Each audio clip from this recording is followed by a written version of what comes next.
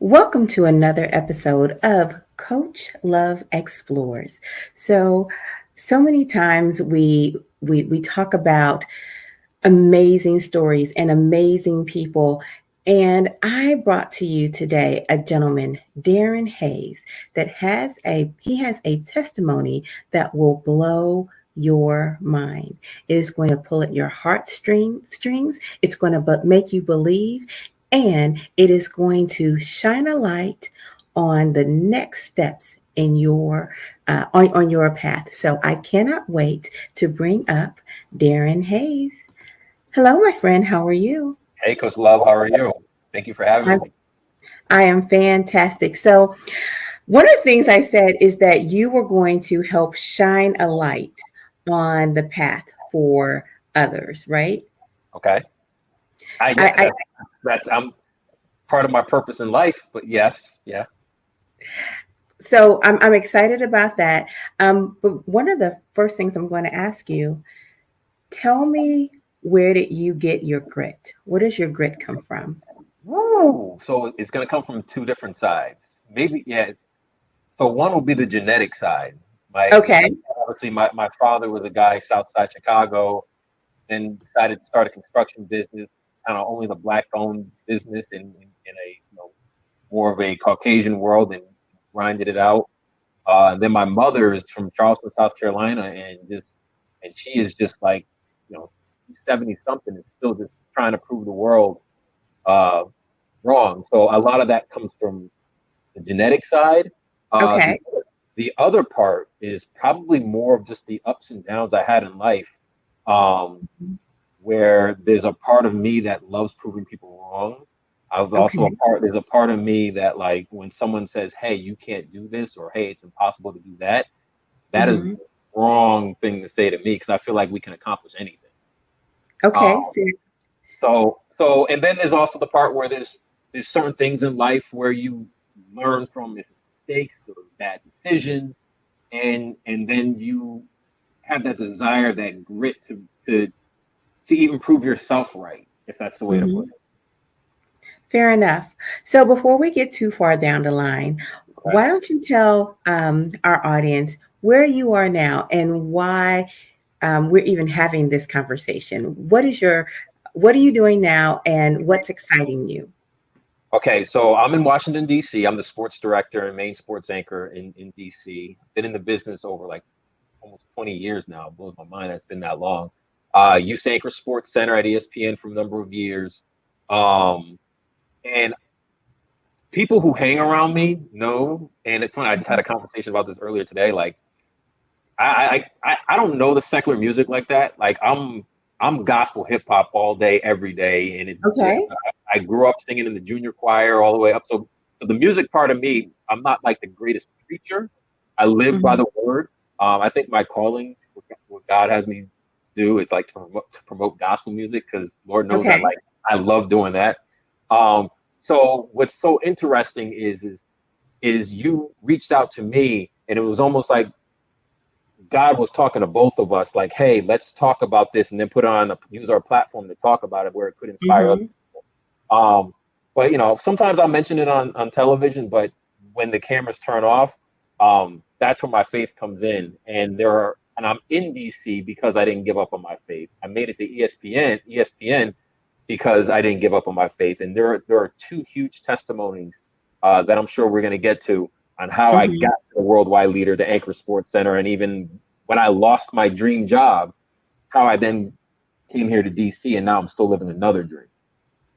That's amazing. That's amazing. I I think it's funny because you have this up on your not your website, but on your LinkedIn page. What were you doing hanging out with Kevin Hart? What were you guys Oh, doing?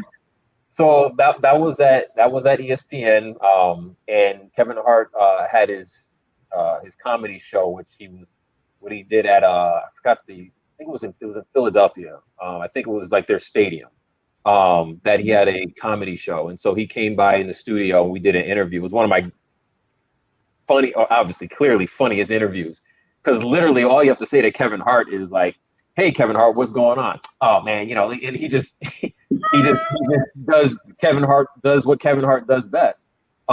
So it was one of the best interviews, the funniest, and Lord knows one of the easiest because he's an entertainer. So really, I just had to just say go.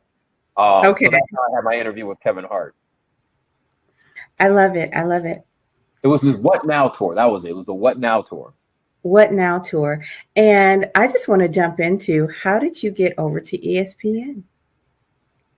So it's a long story, a lot of grinding, and gosh, how much time do you have? You know what? I'll explain it in this way. So I went to Wayne State University in Detroit, and eventually I went to Lansing, Michigan, Alpena, Michigan, Harlingen, Texas, San Antonio, Texas, Boston, Massachusetts, New York City. So building my way up, building all the connections and stuff like that. And it's funny because I really did not bring this. I just happened to have this here. Okay. And I know I was probably doing some type of like mentorship thing that I love doing. But here's like the testimony. Like this is actually a contract to my very first job. Wow. Go ahead. Like, can you see how much money? Where's the money? The money is, where's the money? I don't know. Tell us what it says. See the money? How much money I made a year? 14,000. Wow. 14. So basically, Coach Love, basically I was broke. Free. Yeah, free.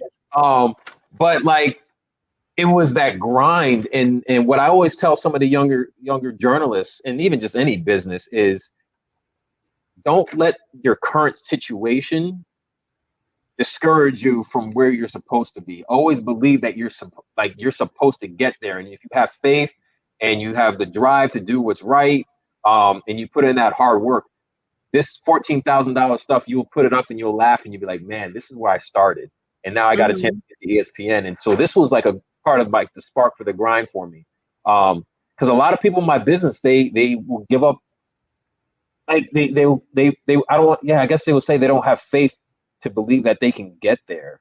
And so when they have that little bit of doubt, and maybe someone saying, hey, you can make more money in something maybe you don't want to do, but you can make a little bit more money, then they start doing something that they're not passionate about. And I can tell you right now, I am absolutely passionate about my job. It doesn't even feel like a job. But yeah, a lot of grind, that grit that you were talking about before, to where I got to ESPN. And I will say this for everybody out there that's trying to chase their dream. I wish that everyone can have that feeling that I had when ESPN called me up to offer me that job. I can't describe it. I can't explain it. I just know that I wish that everyone could feel the way that I felt when I got that job. Yeah, so unbelievable. My question is, how did God sustain you during the time where it looked bleak for you? All right, so I'm gonna give you. You want a testimony? Yeah, I do. Okay, let's testify on this one. I'm working in Boston, Massachusetts, and I'm winning awards out there. And for some particular reason, they did not want to renew my contract after 1 year. And nobody can understand why they didn't want to renew my contract. I still to this day don't understand. And so I believe it was March 3rd was my last day, March 3rd, 2013. They didn't renew my contract. And I went from Boston back to Connecticut, to where my parents were living, going back into the same twin size bed that I slept on when I was in high school. And I'm a 30-something-year-old man at this time. And so from March 3rd all the way until February 10th, 2014, I was not in the broadcasting business. And for journalists that are working in like Boston, you're considered one of the best in the business, because those are the bigger cities, the bigger markets. And for some reason now I'm like a kid at my parents' house. And what I remember happening, so Eldrin Morrison, he was a pastor at AME Zion in New Haven, Connecticut. He's now in the Atlanta area. Okay. And I've always been in the church, but I do remember that time, and I remember telling my wife this the other day, because churches are starting to open back up and stuff, is that I made sure that I never missed church service. And if I did miss church service, I had to go to Wednesday Bible study. There was no excuse for me to not go to something in church and fellowship with someone else. And then also it was the reading. And what I noticed during that particular time, I wasn't getting exactly what I wanted in the broadcasting business. That grind was still there, but I still had faith that something will come out of that. And it's so, wow, actually, I'm now, because Eldrin Morrison actually just even texted me a few days ago, like, hey, you got to tell this story when you come down to Atlanta. And so I didn't give up on faith. I felt like I did what was right, and I continued to pray, and I have my way of praying. You know, everybody has a different relationship that they have with God and the way that they pray. And what happened was, and I'm giving you the short version. I'm not giving you the grind times, the times where I'm like sad and getting to that point where it's like, why am I here? Like, where do you want me to go? Like, lead me in the direction you want me to go. I want to hit pause for a second. Don't leave that out. Don't leave out the grind times, the part where, you know, you're asking yourself, where should I go? Where can I go? And I'll tell you why. Because hopelessness is a very isolating and lonely feeling. And people look at a person like you and they may think that you've never felt that before and that you don't understand it. And that you didn't have to battle your way out. And I'm just going to say this about myself. I had a time of hopelessness, and it was so profound for me. After I partnered with God in order to climb out of it, I wanted to make sure I noted it, and I put it in a place where, you know, it's, you know, it's not like it's on Facebook, it's on LinkedIn. So people who, if you're a professional, you're going to know this about me. When you look me up, you're going to find this, because suicide, pain, despair, hopelessness is something that it is possible for any human to go through. Yeah. And I'm, Coach Love, I feel like I'm probably one of the most confident people you'll ever meet. And there are definitely those days where, like, man, and what's so crazy, you have me go back to that. And I've been so blessed as of late. I don't get me wrong, I don't forget what I went through. Just the times of when you want the phone call to get the job, you don't get the phone call. And then I can remember going to Boston and you file for the unemployment. And then you get the little bit of check and you're trying, like, you know, whatever, I think it was, I can't remember exactly what it was, but like you're trying to figure out, how do you pay your bill? How do you pay your car note? You're going to interviews and then they don't call you back. And then you start second guessing, like, why are they not calling me back? I did great things. Are people in the media business now, I don't want to say blackballing, but, you know, they're talking, hey, maybe you didn't like Darren in Boston and then you don't want to hire him. Speculation. There's evil spirits that will speak into your head to discourage you. Right. And they were on full attack mode. But I just never gave up. And I had faith that something would come out of that. And you can't tell me this is not God.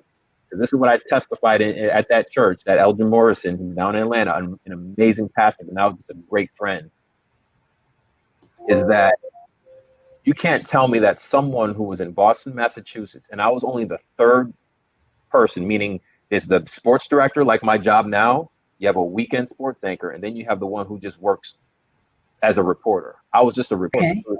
So third string, basically, if you want to call it. So I go from third string to where Boston, Massachusetts does not want me anymore. And the very next job I get is at ESPN. You can't tell me that's not God. You know what I'm saying? Like, you can't tell me. I mean, there's plenty of stories in the Bible where, you know, talk about people losing everything, and the next thing you know, they come back and they're, you know, the kings. Like, you can't. Nobody could ever convince me that God had a different plan for me. God did not want me to be in Boston for, I don't know, whatever reason it was. I don't care, because I know he had my back and he knew my direction on where I needed to go. But that still blows my mind today, that third string guy in Boston, Massachusetts that they did not want, and took me out of that, going back to that twin size bed. And I keep mentioning that 'cause I remember that like it was yesterday. Twin size bed, eating mom's cooking. You know, people wondering, hey, why are you back in the city? What are you doing with your career? When are you going to be on TV? Where are you working now? To then ESPN calling me up. So maybe it wasn't, he didn't want you in Boston. Perhaps he wanted you at ESPN. Oh, I totally agree. But now, So, here's the twist in this, Coach Love. mhm. I always teach people, not teach, I always encourage people, go after your dream, go after your dream. But nobody ever teaches you or tells you, what do you do when you lose your dream? And in Mhm. 2017, they laid off 150 anchors and reporters, and I was one of them. So now I'm in a situation where the dream job that I had, the testimony that I tell everybody, that wow, that pinnacle of a career is now gone. Mhm. And what I do remember from that moment, as soon as that layoff happened, I'm not gonna lie, I had to drive to North Carolina to pick up my daughter. I boohooed and cried on that trip.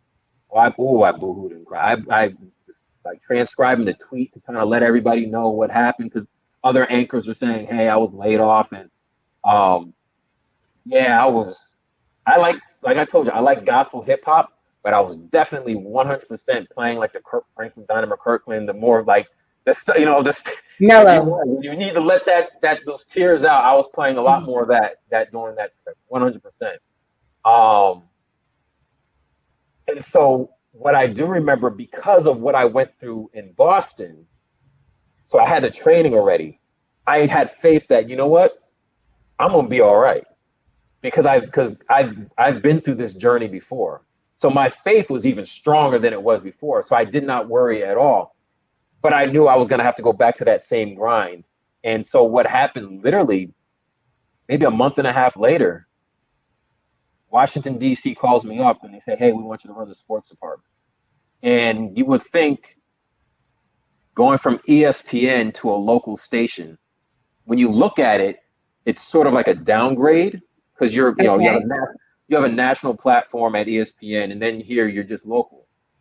But what the other part of the testimony is now that I feel that God took me out of Boston to bring me to ESPN, where it's almost like when you work at the worldwide leader, it's like a Hall of Fame jacket. No matter where I go, they can say, hey, this is Darren Hayes, who used to work at ESPN or who was anchoring Sports Center. It's like a Hall of Fame jacket. You could never take that away from me. And that opportunity to work there that God gave me literally punched my ticket anywhere I want to go. That's amazing. And I get to do so many amazing things at my job now. I never won an Emmy Award before all the station at ESPN. I never won an Emmy Award. Girl, I won 9 of those things in 4 years. What? I wish it was here. It's right upstairs. I'll show you. On 9 of those things, and I'm having a blast at work. So now I'm living like the dream that I didn't know was the dream. But that's definitely God setting me up for what will be my dream.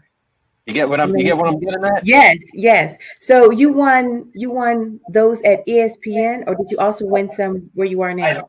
I never won an Emmy Award. I was nominated for some, but I always lost.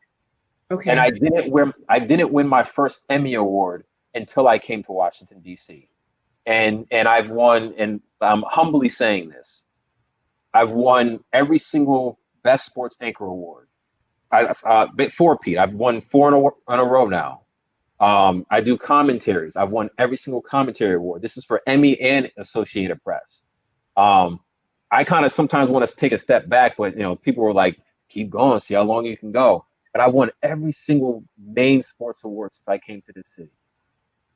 Like I'm telling you, can I give you another part of the testimony on how this all works? Please do. Yes, absolutely. Seriously, for all your viewers, like, we all go through some stuff. We all have those down times, and when we feel like we want to give up or we want to change our direction and where we want to go. But then there comes that moment where you ask God, like, just lead me where I need to go.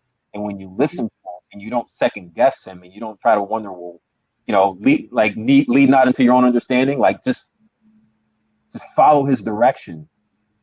I guess look at me as a testimony in that. Mm-hmm. Now my job, it's not official yet, but everybody kind of knows that they want to make me more of like a news anchor on a bigger platform because they love what I do. Never on my mind, anchor news, be the main news anchor. What do you mean? Michael Strahan. That's and or Nate Burleson, who's on Yeah. 100%. Yep. So I have, so this month I have to sort of kind of decide on if I'm going to do that or not. But this is one of those things where it's like kind of God speaking to me, and this is actually my first time actually saying that, because I do hear things in my head. It's like I know, I'm not admitting that I know, but in my head it's almost like, yeah, like God, well, not, yeah, it's like God is speaking to me and telling me like this is going to be a great direction for you to go in. And just like I never thought I would lose my dream and come to DC, I never thought like going in the news route will be something I'll ever consider. I've always been sports. I mean, I can talk about everything. But I'm just the same guy who lost the job in Boston, who went back home to stay on the twin size bed at my parents' house. Wow. So, yeah. How did things at ESPN end? How did that wrap up? So it was April 26th, 2017. 2017. April 26th was a Thursday. That's the day it was. I kind of want to look it up because I should remember that like it was yesterday. But they called people to lay people off. Like I was mentioning before, they laid off 150 people on air talent. They've had like 4 different like layoffs, but that was the big one where a lot of the faces that you'll see on TV were no longer employed. And there's still some people still struggling from that layoff. Never got a chance to bounce back the way they wanted to. And a lot of people reach out to me. They're like, man, you're actually better off than you were when you were at ESPN. Wow. I'm curious, what do you think you could do to kind of help build a bridge? One thing I'm about building bridges for people to cross over. I'm curious, have you thought about what you could do to help build a bridge for those who are not as fortunate as you to land in such an amazing place? If you help me understand, when you refer to bridge, are you referring to how I can inspire How or can how you I can help? give back? Because How can you help? You got laid off with about 900 people, I think you said. Is that right? 450. Oh, sorry, 150 people. And you are a very fortunate person who has found their way. As a matter of fact, I think your way has just about found you. Yeah, that's a great way to put it. Yeah. Yes. And I was just wondering, what could you do to help maybe those who haven't realized their dream? It just hasn't worked out as well. So the hard part about it is surround yourself around people who have the same belief and faith as you. Mm-hmm. And everybody needs to have those good friends. And I don't know if this is the greatest answer, but one of the things that I had to do, I had like 8 original friends, and I have 5 now. And I can say the 5 I have now are great individuals, professionals, believe in God, have families. They mirror me, but we also motivate each other. And I tell people that, if you don't have someone who encourages you to do better, like a friend who does that, or holds you accountable for when you do things wrong, to say, hey, you may not want to do that, because that's wrong.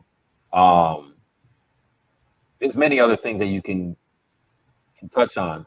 That even they don't check, and they don't check you and say, hey, when was the last time you've been to church? Or hey, when was the last time you prayed? Or I have some of my friends, we will pray on the phone. Yeah. Pray on the phone. Like, I don't know, because we talk about this sometimes. Us guys, we don't really want to show like that brothers getting together. Let's pray over this. But like that, for me, that happens. Right. But if those people, if you don't have those certain people around you and trying to make you better, then maybe they're not your real friends. And I had to learn that the hard way. The hard way. Being robbed by friends, to having an ex friend try to rape my ex girlfriend.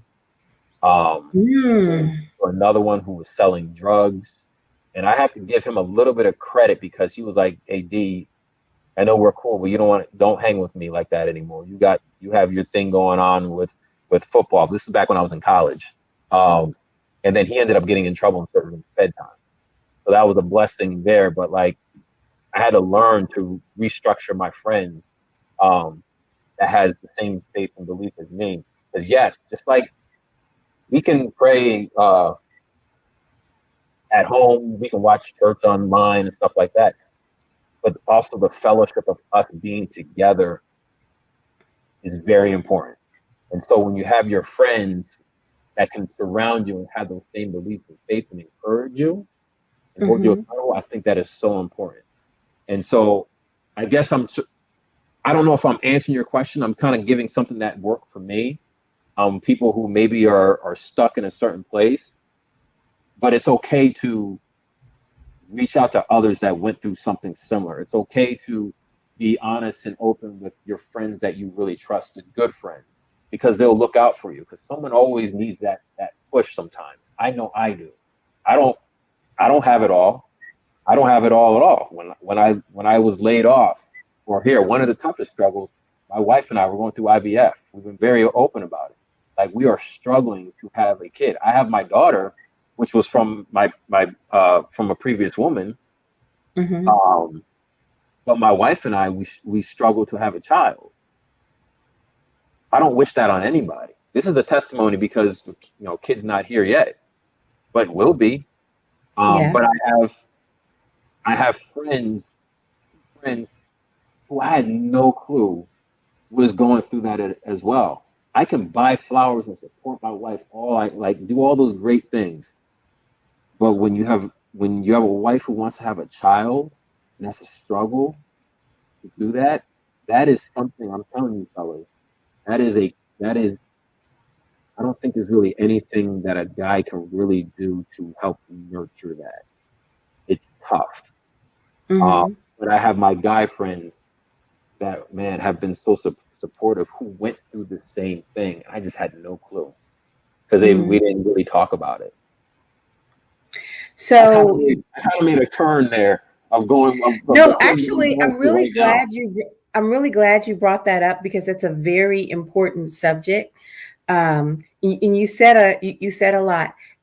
I'm going to wrap back around to that, because rarely do we hear men talk about the partnership that it takes to go through the IVF process and the emotions that are attached to that for them, as well as helping their wife, their mate, navigate that process. So that is huge.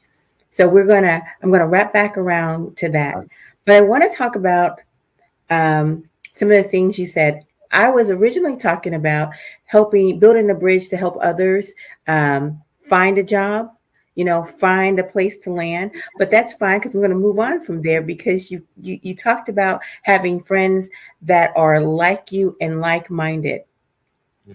I agree with that. And then I'm very much a yes and person, because I want to veer as far away from country club Christianity as I possibly can.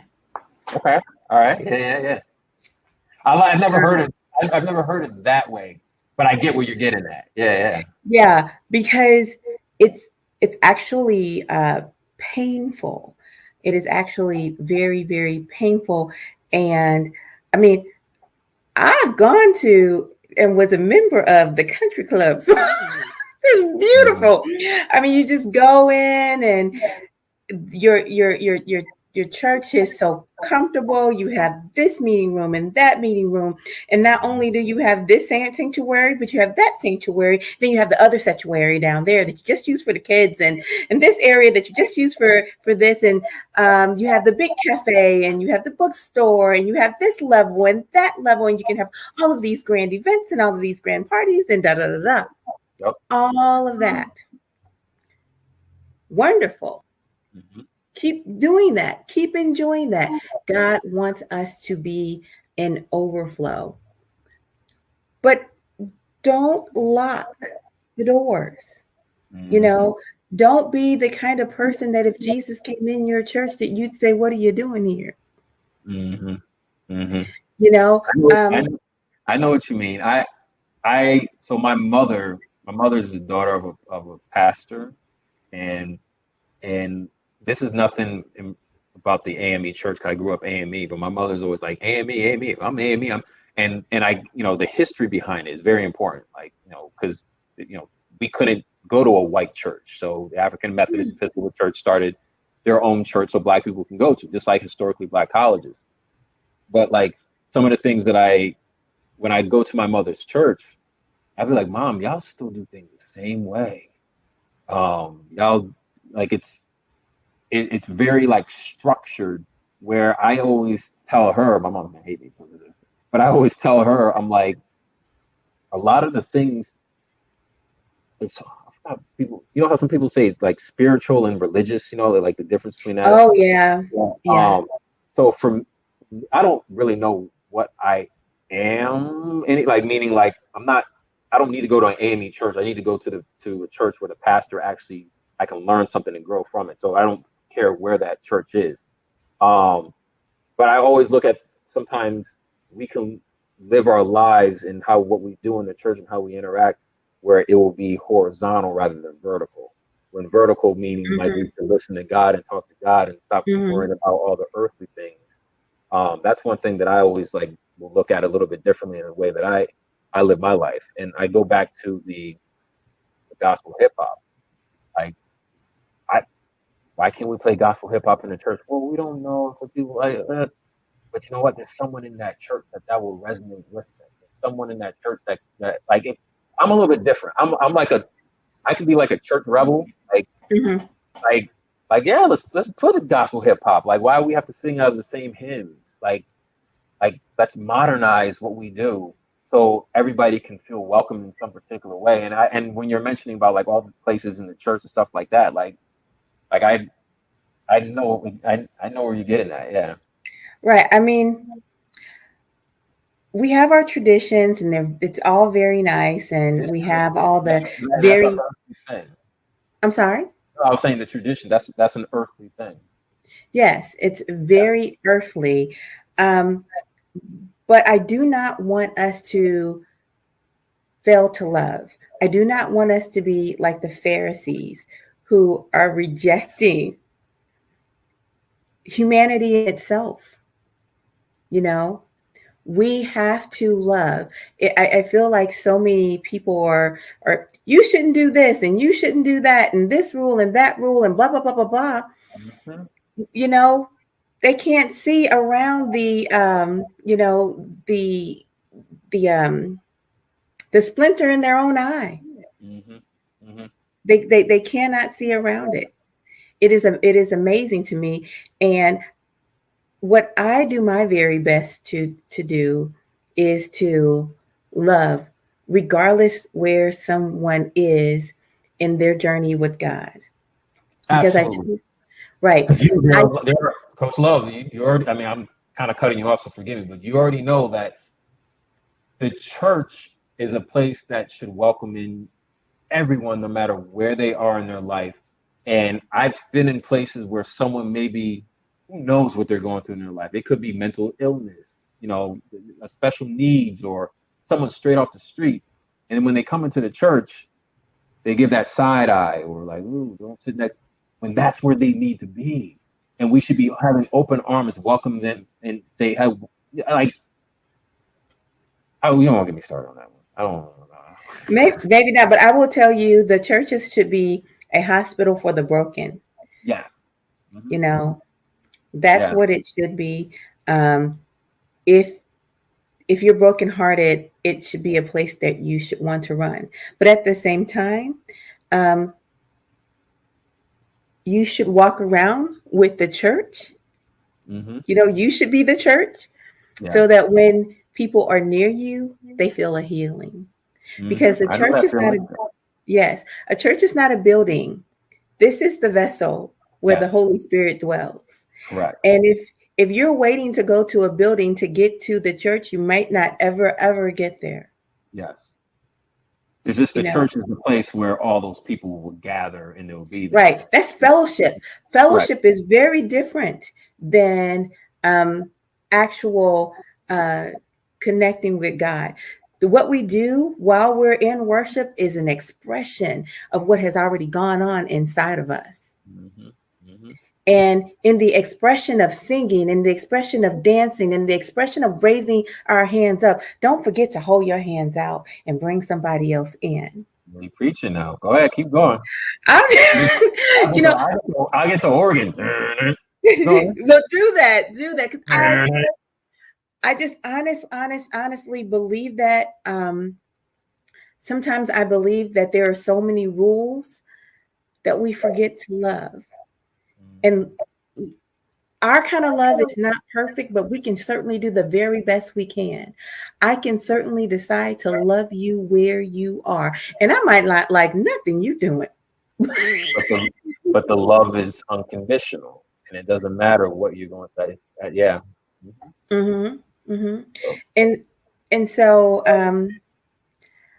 I enjoy the process of asking myself to pull back on my preferences and look at the person as God can see them. That's Mm-hmm. that's for me. I'm Yeah. not telling anybody else to do that, but that is for me because what one thing I'm sure of, just like God came to get me, Come and God will get come you. and get them. Mm-hmm. God will come and get them.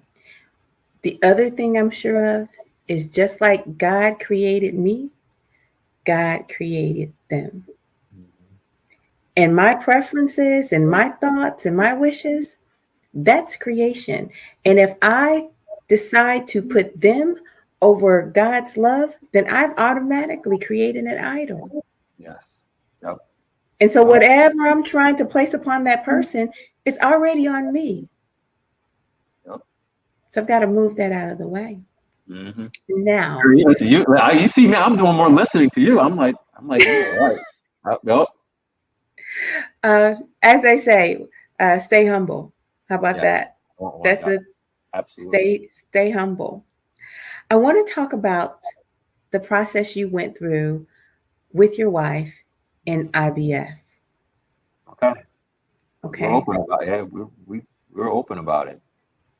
I We're, thank you for being open. I think Since my I mean, wife. we're Thank my wife for that. Meaning, and I'm giving her a lot of more of the credit because mm-hmm, it took a lot more courage for her to say, "Hey, I want to talk about it because I know that I'm not alone." And when she made that step, which was a very courageous step, then I was like, "All right, I'm holding your hand. Let's let's let's let's go through it." And for me, before all of that, I didn't know what IVF even was. I know there's things people do to have kids and stuff like that, but I've learned so much in the last like year and a half about it and how many other people go through it and some of the things like I did a commentary during Mother's Day where moms are cheering on their kids, playing sports and they're interviewed and they say hi mom, but there's so many people out there that wish that they could be a mom and they mm-hmm, go through being around their family like when you're gonna have a kid, are you not mm-hmm, pregnant yet? I want to be a grandma. And they don't realize that maybe you just had a miscarriage. Maybe mm-hmm, you're what is it? PCOS. mm-hmm, Maybe you have that and you don't want to share that particular information and that weighs down on a woman so much. and us in the outside world, when we're asking all these questions, we don't understand how much that actually hurts them. And this whole IVF thing has literally been such a learning experience, but I look at things totally different now. And I've just learned so much. But part of this journey has been very difficult because, like, you know, I remember the first time we were going to go for the treatment, and I'm trying to remember exactly what the doctor said. I think this was like, so we're all adults here, so you have the egg, you have sperm, and stuff like that, right? And there was something where I forgot what it was. I forgot what it was. But there was a reason they didn't want to proceed with that particular type of IVF treatment at that particular moment. And I remember slouching down in my chair, and I never felt. I've lost college football games that I cared about, but like, it was the most devastating news in years that we can even take this next step, and we've been waiting months just to get into the door because it was during the pandemic. And then we have to wait, like, I think, because there's a certain, like, you have to have your something that she takes to have her cycle start at a certain time, and once she has that cycle, then you start the whole process. So then we had to start that all over again. And so what I was explaining before, what was just so challenging for me as a husband, was being there for somebody and having no control to fix it. And us guys, y'all want to fix it. We are fix-it type of people. And I can't get a screwdriver. There's plenty of stuff in this house that I know how to fix. You know, we're redoing the laundry room right now. And now I'm painting and nailing this, but like, I can't fix it. Yeah, I can't fix it. But you can be the glue to what's happening. As a man of God, you have his spirit inside of you, and there is something so healing about acceptance and viewing her as a whole woman and not being disappointed in her. That is so healing. And she knows but I know this, I'm sure this is how other women feel, but I know for us, she never felt like I'm disappointed or she's disappointed in me. Like, we've never gone to that part, but and I rebuke that. Like, I hope we never ever get to that part. I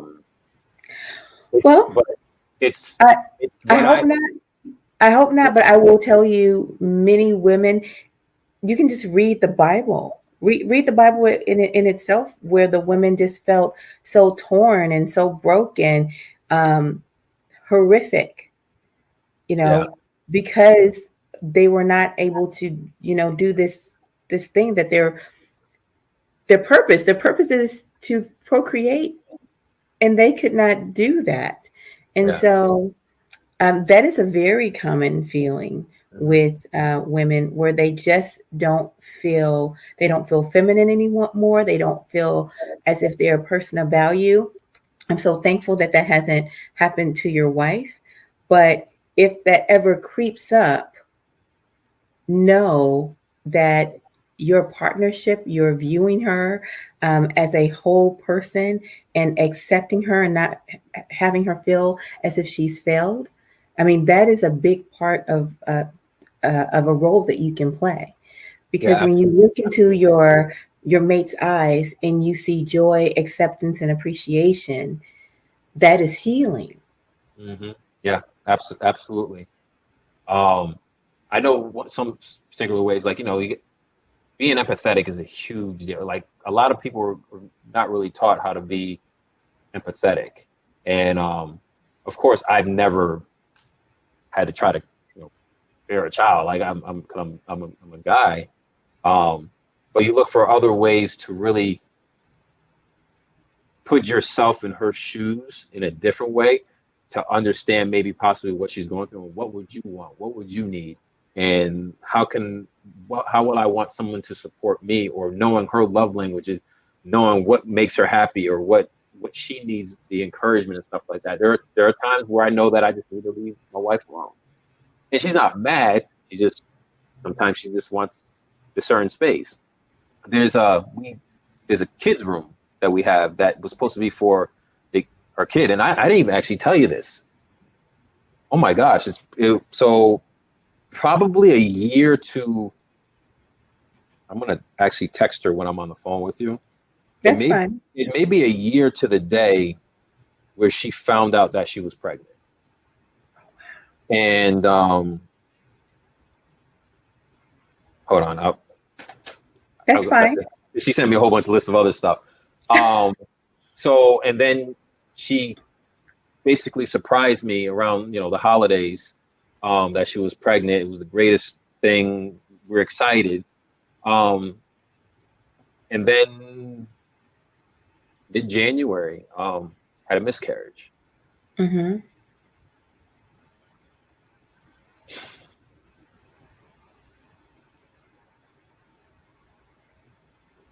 So this is the room upstairs that has all the children books in there. And every once in a while, my wife will go in there and look at some of the books, and she likes to read some of the books that are in there. And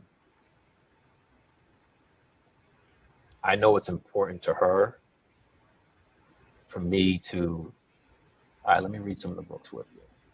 Mm. You know what I mean? Yeah. This was not yesterday, but this was, during those days. Mm-hmm.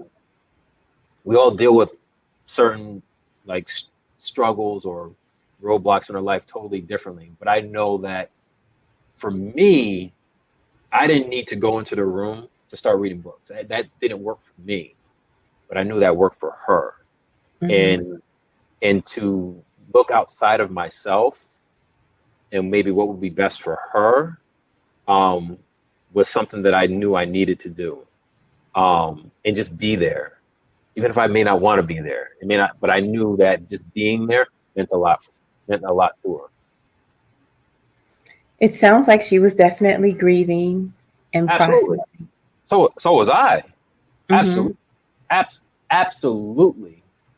Absolutely, we're both grieving during that time. Absolutely. Mm-hmm. Absolutely. We told our parents.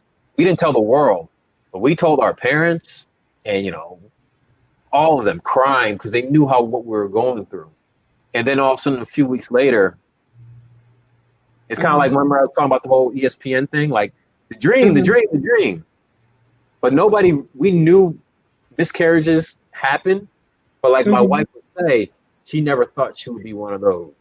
She never thought that would actually happen to her. It was never a thought in her mind. She was always like, let's get pregnant. Let's get pregnant. Once we get pregnant, because it's a struggle to get pregnant, and we'll have the kid. But nobody, we never thought about hey, let's get pregnant. But people have miscarriages all the time. We didn't think about that. So that was a blindside hit for us. Wow. Did you name your child, or did you decide not to name your child?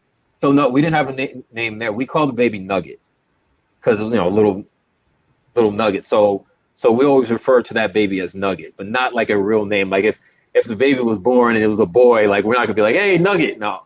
Right. But, right. But yeah. That's the name in your heart. The family name. That's what we refer to. Because she has the app that will say hey, your baby is this many weeks old now, and then you're gonna go into this trimester, that whole thing. And so we labeled it Nugget. And so Nugget was the baby's name, not what would be the birth name. But I don't know if Nugget was born, and Lord knows we've been waiting for Nugget a long time. That may be, that nickname around the house. Hey, Nugget. Go clean Nugget. You better clean your room. But then in the outside world, I'm not gonna call the kid Nugget. Or if it was a girl, I'm gonna call my daughter Nugget. Well, yeah, your daddy's little Nugget. Yeah, I guess. Yeah. But Yeah, yeah, definitely call the baby Nugget. Definitely call the baby Nugget. But we, obviously we didn't get to the point of time where we were able to determine if it was going to be a boy or a girl. It was still too early. there was. Are you familiar with a movie called? Actually, it was a book. Heaven is for real. Do No, you know I that? am not. Mm-mm. The book is much better than the movie. Um, and I know people always say that, but I'm going to say this for me in a significant way because um, the book is really told from the father's perspective. It's a story from the father's perspective, and he's talking about his son dying Mm. and going to heaven. Mm-hmm. Um, and for a long time, the dad did not quite believe that the son had gone to heaven. He was thinking maybe it was just an elaborate kind of story Mm-hmm. that the son had made up. Then the son told his dad, I met my sister when I was in heaven. And the dad was like, what? That's very bizarre. And the sister told him that she didn't make it here. She didn't make it here to earth. And the dad said, well, what did she look like? And he described her. And then he said, well, what was her name?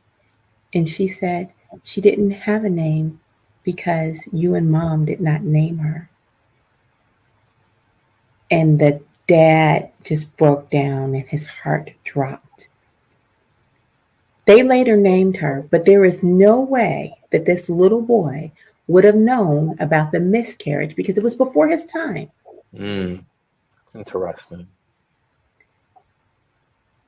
Blew him away. Obviously, I've It's held on to based it. off a true. It's all based off a true Oh, no, no, story. no. This is a true story. You can, Oh, heaven is for real. yeah, yeah, yeah. Oh, yeah. Yeah. This is his family's true life story that he is testimony. He's saying this happened to my child, this happened to me, That this is doesn't what we surprise me. lived. Doesn't surprise me. And so and people can say, oh, Coach Love, you believe that, blah, blah, blah, it's fairy tales. Listen, I will believe in that kind of fairy tale any day because it rings true to my heart. Mm-hmm. There are Right things now, and people listening to it. Mm-hmm. there are things that have happened in my life. And without faith, you cannot understand that they are true. And I am okay with that because, you know, faith is the substance of things hoped for and the evidence of things that are unseen. Mm-hmm. And I know who is responsible for the giver of faith. Correct. So God will give you that, Yes. and it is okay. And one day, maybe someone else that didn't believe that kind of story will be saying, Coach Love, you won't believe it. I can't wait to tell you. And I will be there with open arms to believe their story. I'm gonna look that book up, and I'm gonna talk to my wife about that, about just the whole this story. But I was like, let's give the baby a name. Hmm. But it may be just Nugget. It may be just Nugget. Maybe, maybe Now, it's not yet. now, Coach Love, if our baby's born, say in the year and a half, Hmm. we have a conversation, Hmm. 5, 6 years later, and I'm Hmm. like, Coach Love, listen, my son was like, hey, was hanging with Nugget, who was part of the family. Like, we need to book another one of these interviews real quick because I got a testimony to tell. Absolutely. I think it will be fabulous. I think it will be fabulous. Can't wait. Can't You know wait. how you have those moments like that Hmm. where you immediately get that feeling in your soul and you start to tear up because Hmm. it's so, what's the word? I'm lost for words. It's it's too good to be true, but you know that it's true. Hmm. Makes sense? Because there's just some things that just happen in life where we're talking about, like, you have the faith, and then when something happens where that blessing comes, you know where it comes from. Amen. And then when you see those things come together and it actually happens, where you can actually witness that actually happen, you get, like, Mm-hmm. I don't know if it could be different for you, but like I get those, like the it's almost like these, not chills, but this weird feeling that you have. And I'm not the most emotional person, but when something I care about, something I love, which I love God and I love my wife, or I can get emotional. Okay. And sometimes things will hit differently, where this is a very small thing, and this happened years ago. They're talking about like 2001. But I used to do prison ministry, and I Okay. would and I remember talking to, who I don't remember what his name was, um, but I was talking to him about something, and I knew that there was a certain song that he liked that was talked about whatever it was, and I was explaining to him about, I don't know what it was, probably something I was motivating him or saying, hey, encouraging you should do this, you should try that. And while I was doing that, and this is a smaller version, there's bigger ones, but it just made me just think of this. Mm-hmm. When I was explaining to him, all of a sudden his song played. Mm-hmm. And so when I was talking to him about it, that was just one of those quick moments where it's like, I'm speaking about God. I know I was for a fact during that time, and encouraging him at the same time. And then almost just kind of like signing the dotted line on what I'm like telling him is the fact that, like, hey, and while I'm talking to you about this song just came on at the same time, and it's a song that you like. It's literally speaking that message to you that this is for you. Like, this is proof that God has your back, and he's giving almost like a sign. When that music played, I was back in '01. I need to. That's another thing I need to do. Get back into the prison ministry, but like it's been so tough here in DC. But go ahead. Sorry, I just started to ramble off. You're fine. You know what? I love the prison ministry. You might find on my channel that I've interviewed um, a couple of different people who have been in prison and then had a positive turn of events. One of them was from drug dealer to doctor. Mm-hmm, mm-hmm. There was another one from I think it's from cell block to CEO or something like that. Um, People who, just because you have been to prison does not mean that that is the end of your story. Um, Absolutely. Yep. One of the things that I find remarkable that just puts a smile on my face is when I see somebody use that as fuel to fund their dream. And you've got to fund your dream in your soul Mm-hmm. before it becomes a reality. Yes. Yes. Yep. Yep. And so that's why I asked you, where did your grit come from? Yeah. Where does your grit come from? Because some people have to find themselves in that cell block to realize, uh-uh, not me, not Mm-hmm. again. This is not where I see myself. And they decide to do something different. So many people are not in jail or in prison because of dereliction. They're actually in jail because of ambition. Mm-hmm. Mm-hmm. And I think it's very important to to discern, how did this person get in jail? What was happening to find themselves here? Mm-hmm. Sometimes it's a mental health issue. Sometimes it is a lack Greed. of, yeah. Mm-hmm. Sometimes it's greed. Mm-hmm. Um, but I want to be careful with that one because everything and almost everybody wants to thrive. And Correct. so if there are, and I'm not making excuses for anybody, but if 9 out of the 10 paths that you see that's going to cause you to thrive ends you up in prison or dead, but you do see a possibility of success, you just start to weigh your options, like maybe I won't get caught. And I'm just going to say, whiskey, alcohol, prohibition, that's where some of the oldest money in our nation comes from. Mm-hmm. Mm-hmm. Okay? That was illegal. I cannot even express the number of people who are in jail for non-violent marijuana charges. And quite frankly, I don't even like marijuana, but I absolutely believe that if you were smoking marijuana, if you had some marijuana and you didn't hurt anybody with your marijuana, please let them out. Governors everywhere. Well, Governors everywhere. I think the mayor, like I've never used drugs before, and I wasn't even a big drinker. I'll sip on like wine or like these Angry Orchard, which are ciders. I always try to joke around, say like, no, they're beers, but they're like, no, it's a cider. But like that comes down to, I think, more with the, if it's the alcohol or even the marijuana, where it's more of like, I remember I mentioned the earthly stuff. That's more of like a government thing, because they need to tax it and regulate it some way, just like cigarettes, and how are they going to make their money off of it? And that's why I looked at it like more of like, that's why it's illegal, because they can't find a system just yet to find a way to control it. And now that's what they're kind of doing. Well, let me just get this out. Go ahead. Governors everywhere. Go ahead.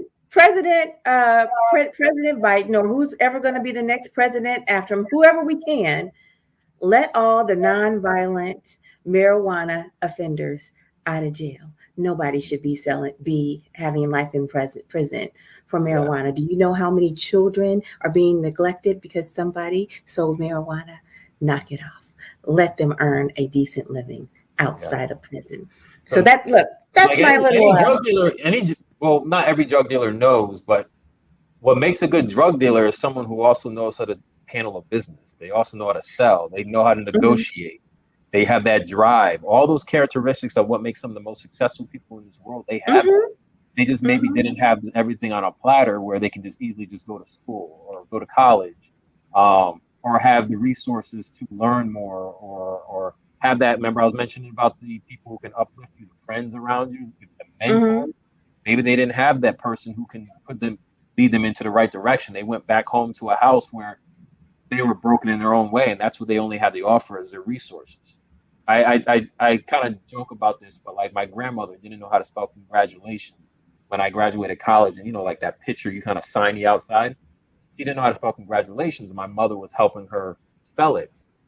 And at that moment, I was like, if my grandmother doesn't know how to spell congratulations, that means my grandmother could not teach my mother how to spell congratulations. And there are households where they may not know how to spell many words, or they may not know how to encourage when you're down. They may not know they may not know the word of God. And so how can they teach that type of stuff if they don't know it? And so basically it's sort of like a cycle that continues, because they weren't taught that. And so that's why we go a lot of times trying to break certain cycles. I agree with you. And what you're talking about, I work with an organization. It's called ACEs Matter. And ACEs are adverse childhood experiences. And so the ACEs, you can have, the original research shows that there are 10 ACEs. And if you have, if you have so many ACEs, then your life trajectory changes, and it changes, the way you deal with things, the way you think about things, and all of that. But now research has shown that there are way more than 10 ACEs. I said all that to say this: we perpetuate the trauma within families over and over again. And that's basically what you are speaking to.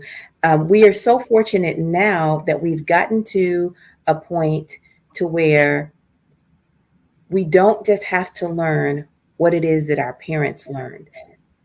Yes. Yeah. Learning is so easy now. Learning is so readily available.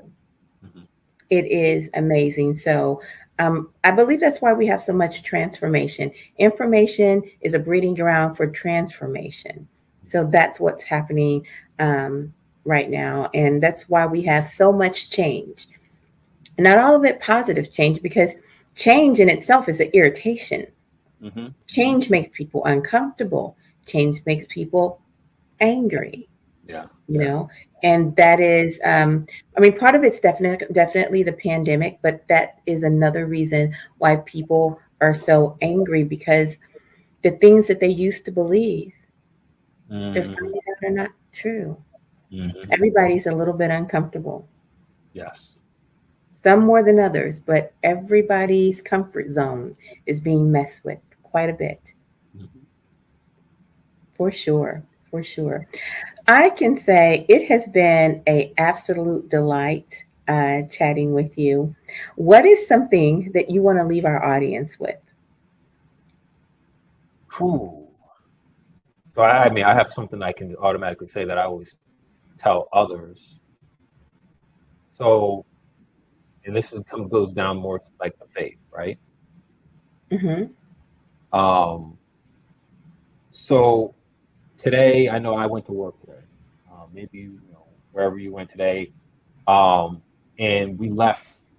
I left my house to go to work, and when I left my house, I'm driving and see my house when I drive by. Then eventually, I get to a point where I don't see my house anymore. I look in the mirror, and when you look in the front ahead of you, you don't see your job either. And so you go through a point in time where you don't see where you came from, you don't see where you're going, but but you know without a doubt, like, I'm just going to work. You're confident, like you know you're going to get there. And you may be at that stoplight, maybe that construction that holds you and slows you down and takes a few minutes out of your normal daily commute.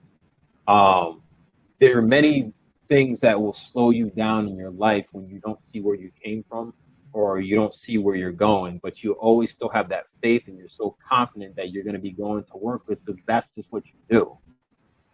Look at every single aspect in your life the same way. Have that faith in everything that you want to do, everything that you want to be. Uh, have that same type of faith that you have when you're just trying to go to work, because you never doubted yourself that you're going to work. So have that same faith when you're trying to pursue your career. Um, you never go wrong. You never be discouraged because you're trying to get to work. You're getting to work. Have that same type of attitude when you're trying to chase go after your dream. It's called faith, y'all. Amen. Amen. Thank you so much for hanging out with us. I can definitely see how God has been your journey. And I'm just sad that the sun be on your face and the wind be your wings. Bye bye. Thank you for watching, everyone.